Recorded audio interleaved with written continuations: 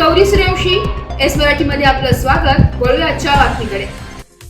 नाशिक जिल्ह्यातील इगतपुरी पोलिसांना जमावाची मारहाणी पोलीस ठाण्याचे कृष्णा गोडसे आणि रामदास वाघ यांचे कपडे फाडले। झाडावर लटकलेल्या अवस्थेत आढळलेल्या मृतदेहाची चौकशी करण्यासाठी गेले होते।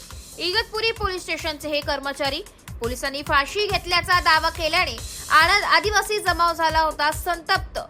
4 दिवसांपूर्वी घडली होती ही घटना। उत्तरीय तपासीच्या अहवालात आत्महत्या केल्याचं समोर आलंय। या प्रकरणी इगतपुरी पोलिसांनी गुन्हा नोंदविला असून संशयितांना ताब्यात घेण्याचं काम सुरू आहे।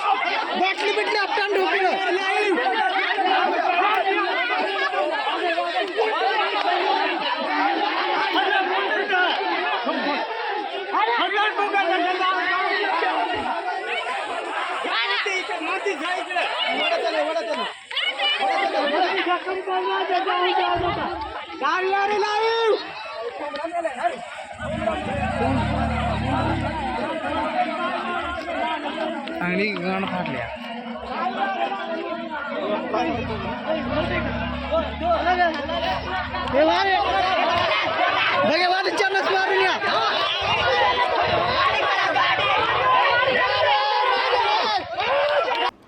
Bureau report, S Marathi news, Igatpuri.